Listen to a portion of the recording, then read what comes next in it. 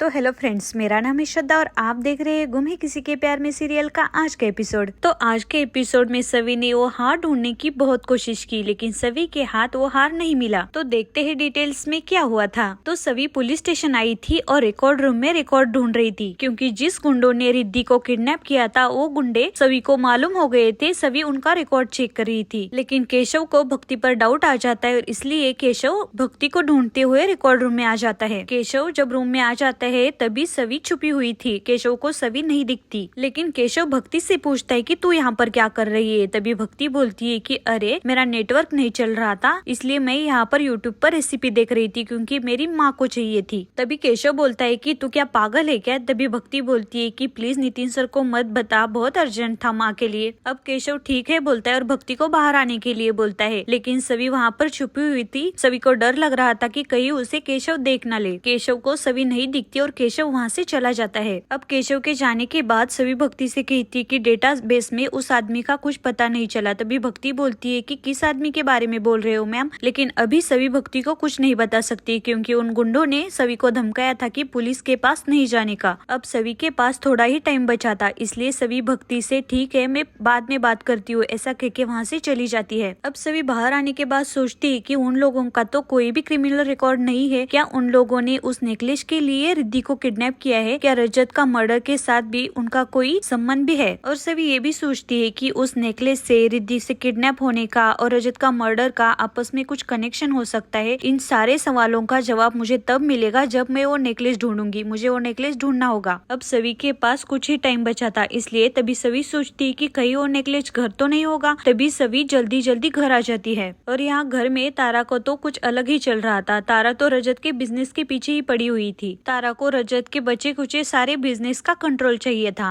और तभी वहाँ पर जल्दबाजी में सवी आ जाती है, लेकिन तारा सवी को रोक लेती है। तभी तारा सवी को बोलती है कि अगर तुम्हारा फालतू का टाइम पास हुआ होगा तो मेरे कुछ सवालों के जवाब दोगी। उस पर सवी कहती है कि बाद में बात करते हैं, लेकिन तभी तारा सवी को रोक लेती है और बोलती है कि मुझे बहुत ही इम्पोर्टेंट टॉपिक पर बात करनी है, रजत के बिजनेस के बारे में, और वो बात अभी होगी बाद में नहीं। लेकिन तभी सवी को रिद्धि की याद आ जाती है, क्योंकि रिद्धि ऑलरेडी बहुत मुसीबत में थी, उन गुंडों के साथ थी। इसलिए सवी कहती है कि दुनिया में बिजनेस के अलावा भी कुछ बहुत इंपॉर्टेंट काम होते हैं, समझने की कोशिश करो, मुझे जाना है। ऐसा कहके सवी वहाँ से चली जाती है और सवी के इसी एटीट्यूड से तारा को प्रॉब्लम है और तारा बोलती है कि देखो इसे अपने आगे तो कोई दिखता ही नहीं है। तभी तारा का पति सवी की साइड लेता है और ये बात तारा को पसंद नहीं आती और वहाँ से तारा गुस्से से चली जाती है। अब सभी बच्चे के कमरों में वो हार ढूंढ रही थी और ये सही देख लेती है और सही बोलती है कि परी मम्मा क्या ढूंढ रही है। तभी वहाँ पर तारा आ जाती है। सवी ने सारा सामान इधर उधर कर दिया था। ये देखकर तारा बोलती है कि हे भगवान, तुमने बच्चों के कमरे की क्या हालत बना कर रखी है। तभी तारा बोलती है कि क्या ढूंढ रही हो तुम, ऐसा क्या है कि तुम बच्चों के कमरे में ढूंढ रही हो। तभी सभी बोलती है कि कुछ मेरा खो गया है, वही ढूंढ रही हो। तभी तारा बोलती है कि वही पूछ रही हो, क्या खो गया है तुम्हारा। तब सभी बोलती है कि डिपार्टमेंट की कुछ इंपॉर्टेंट फाइल है, वो खो गई है, इसलिए बस वही ढूंढ रही हूँ। ऐसा कहके सभी वहाँ से चली जाती है। सभी जाने के बाद तारा सोचती है कि डिपार्टमेंट की फाइल वो भी बच्चों के कमरे में ढूंढ रही है, वो भी सस्पेंड होने के बाद। और यहाँ पर नील गाड़ी से कहीं तो जा रहा था। तभी नील को सही का फोन आ जाता है। सही बोलती है कि हेलो पुक्की अंकल, इट्स अर्जेंट। तभी नील बोलता है कि क्या हुआ सही, सब कुछ ठीक है ना।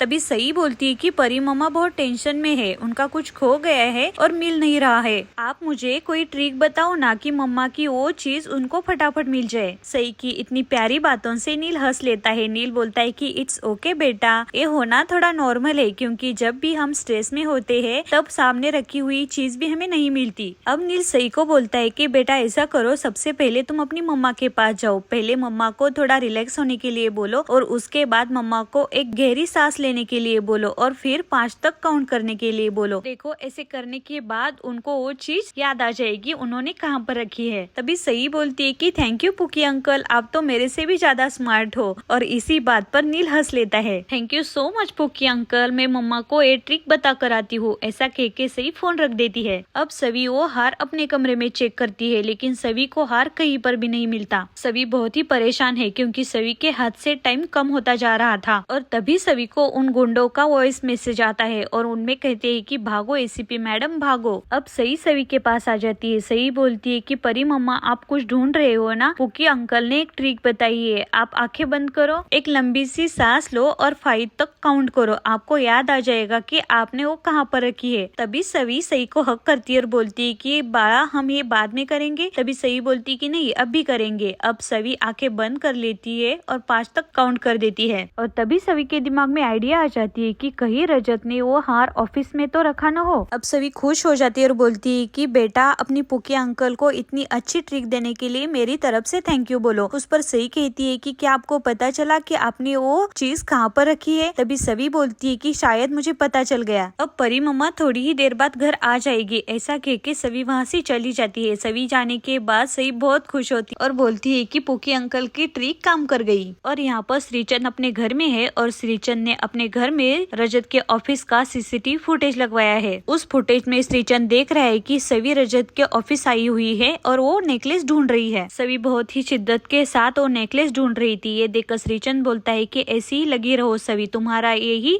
जुनून मुझे मेरे नेकलेस तक पहुंचाएगा। सवी वो नेकलेस ढूंढ रही थी। तभी वहाँ पर तारा आ जाती है और तारा बोलती कि कुछ मदद करूँ मैं तुम्हारी। तभी सवी बोलती कि तारा तुम यहाँ पर। तब तारा बोलती कि क्या हुआ, मुझे यहाँ पर देखकर अच्छा नहीं लगा और तुम्हारी वो फाइल मेरे भाई के ऑफिस में क्या कर रही है। तारा गुस्से से बोलती है कि ठीक है अब मैं चेक करती हूँ। ऐसा कह के तारा ढूंढने लगती है। तब सवी बोलती है कि तारा तुम क्यों परेशान हो रही हो, मैं ढूंढ रही हूँ ना। अब सवी को डर लग रहा है कि कहीं वो हार तारा के हाथ न लग जाए। और तारा तो है ही पागल, क्योंकि तारा तो इस बात को कहीं और ही लेकर जाएगी। और तभी तारा के हाथ में कोई चीज लग जाती है जो गिफ्ट पैक में रैप किया हुआ था। और तभी सवी डर जाती है क्योंकि सवी को लगता है कि कहीं इसमें हार न हो। और यहाँ से श्रीचंद भी देख रहा था। श्रीचंद को भी लगता है कि कहीं वो मेरा हार ही ना हो। और यहाँ वो गिफ्ट देखकर तारा बोलती है कि वाह सवी तुम्हारी तो ऐसी है, देख मुझे फाइल ढूंढते ढूंढते मेरे हाथ क्या लगा। एक गिफ्ट, बहुत प्यार करते हैं ना सब लोग तुमसे। अब तारा बोलती है कि चलो अब मैं देखती हूँ इसमें है क्या। तब सवी बोलती है कि कहीं इसमें वो रूबी वाला नेकलेस तो ना हो,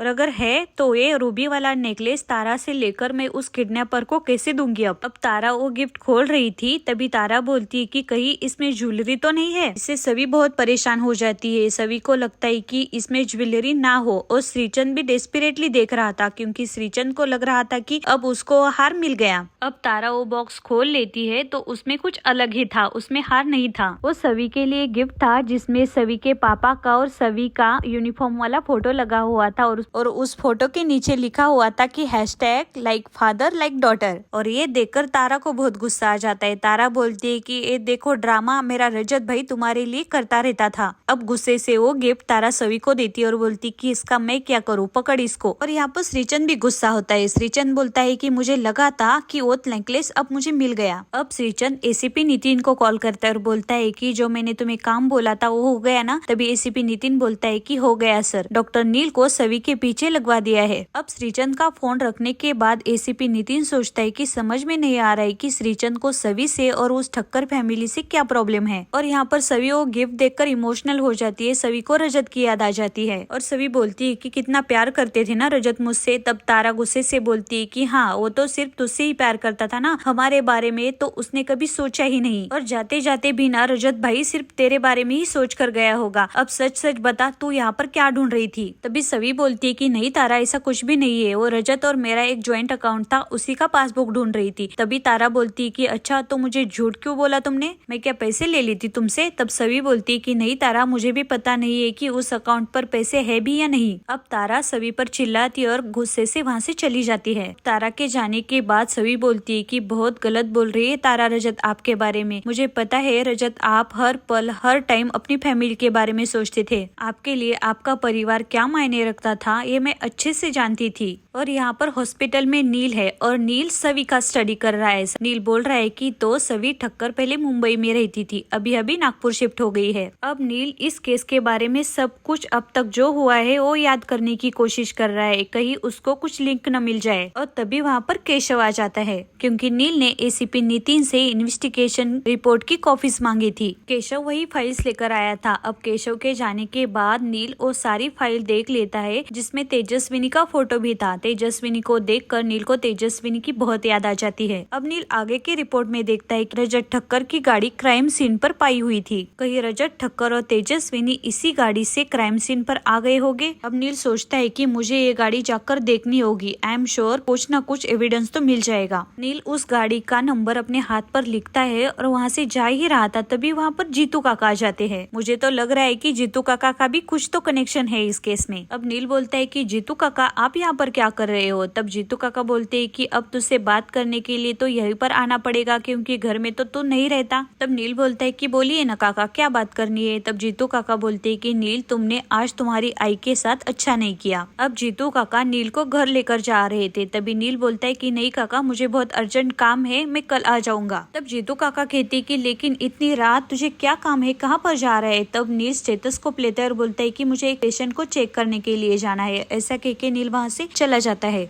और यहाँ पर रिद्धि परेशान है। रिद्धि चिल्ला रही है कि मुझे यहाँ से निकालो, मुझे घर जाना है, मुझे अपनी भाभी से बात करनी है। तभी वो गुंडा रिद्धि को चुप बैठने के लिए बोलता है और रिद्धि को धमकाता है। वो गुंडा रिद्धि को बोलता है कि कभी कभी अपने घर वालों की गलती की सजा अपने को भोगनी पड़ती है। तब रिद्धि बोलती है कि क्या तुमने मेरे रजत भाई को मारा है, बता क्यों मारा है मेरे रजत भाई को। तब वो गुंडा रिद्धि को गन दिखाकर चुप बैठाता है। और यहाँ पर सवी के पास बहुत टाइम कम है, इसलिए सवी रजत के ऑफिस में वो हार ढूंढ रही है। अब सवी के हाथ से 12 घंटे बीत चुके हैं, अभी तक सवी को वो हार नहीं मिला। और आज का एपिसोड यहीं पर समाप्त हो जाता है। आगे के एपिसोड में नील खुद सवी के पास आता है और सवी से हाथ मिलाने के लिए बोलता है, लेकिन सवी नील के साथ हाथ नहीं मिलाती। तो हमें आगे के एपिसोड में ही देखने को मिलेगा कि सवी नील के साथ हाथ मिलाती है या नहीं। ऐसे ही सीरियल के आगे के एपिसोड देखने के लिए प्लीज चैनल को सब्सक्राइब करो और वीडियो को लाइक भी करो। Thanks for watching and lots of love. मिलते हैं कल एक नए एपिसोड के साथ।